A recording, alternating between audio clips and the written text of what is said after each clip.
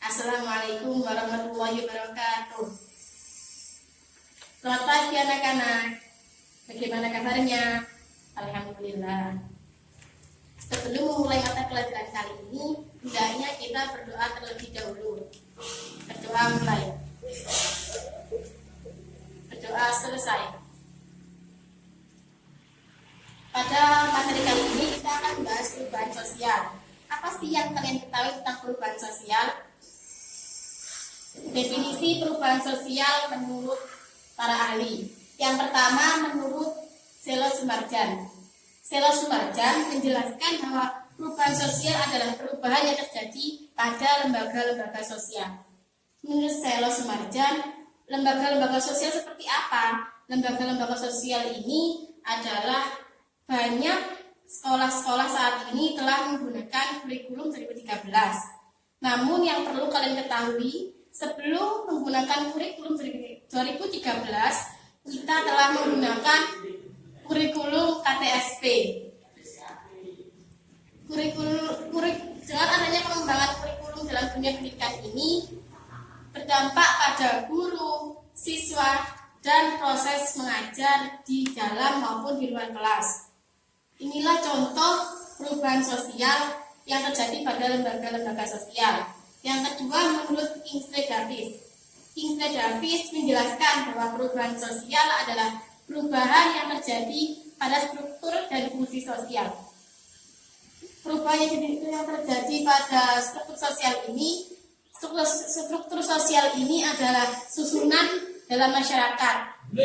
Kalau fungsi adalah peran dan status dalam masyarakat. Contohnya menurut Kingsley Davis adalah perempuan dan laki-laki pada masyarakat memiliki keseimbangan yang sama. Dilihat dalam dunia pekerjaan juga struktur sosial atau peran atau status sosial dalam perempuan dan laki-laki juga memiliki keseimbangan yang sama. Yang ketiga, kita akan membahas tentang perubahan sosial menurut MacIver. Menurut MacIver menjelaskan bahwa perubahan sosial adalah perubahan yang terjadi pada hubungan dan keseimbangan sosial. Yang perlu digarisbawahi adalah pertama keseimbangan sosial dan yang kedua adalah hubungan sosial. Pada hubungan sosial ini bisa diartikan sebagai interaksi sosial. Interaksi sosial adalah hubungan timbal balik antara individu dengan individu, individu dengan kelompok, dan kelompok dengan kelompok. Yang ini adalah keseimbangan sosial. Keseimbangan sosial adalah adanya perubahan dalam sosial yang nantinya menimbulkan konflik. Contohnya menurut MacIver, kita telah melihat banyak berita tentang konflik antar ojek. Yang ada pada saat ini adalah konflik antara ojek online dan ojek pangkalan.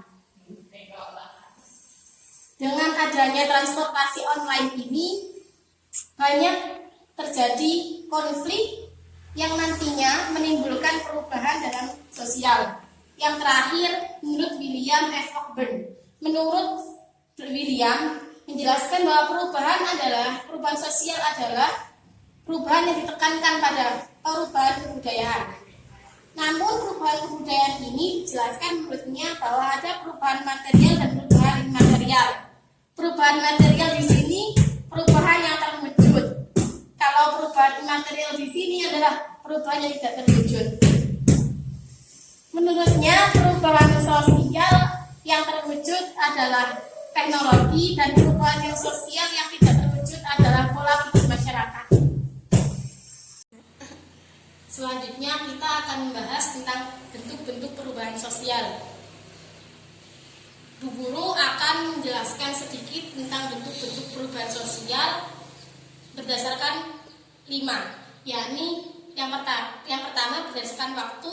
Perlu kita ketahui waktu itu ada yang lambat dan cepat. Jadi di sini dijelaskan bahwa adanya evolusi dan revolusi. Evolusi sendiri adalah perubahan yang terjadi dengan cara lambat, dan revolusi adalah perubahan yang terjadi dengan cara cepat. Yang kedua, bentuk-bentuk perubahan sosial berdasarkan pengaruhnya. Misalkan pengaruhnya ini ada dua juga, yang pertama besar, yang kedua kecil. Yang besar ini adalah bentuk perubahan yang berpengaruh pada seluruh masyarakat dan berpengaruh juga pada perubahan-perubahan lainnya. Seperti halnya urbanisasi. Urbanisasi sendiri memiliki arti perpindahan penduduk desa menuju kota yang nantinya memiliki dampak besar pada seluruh masyarakat dan perubahan-perubahan yang lainnya, yakni seperti contohnya kemacetan, kesenjangan sosial, dan kemiskinan. Yang kecil ini perubahan yang terjadi pada sebagian masyarakat. Contohnya adalah perubahan pada mode fashion yang saat ini sering diambil fashion dari barat menuju di Indonesia ini, timur. Bentuk perubahan yang ketiga adanya arah perkembangannya.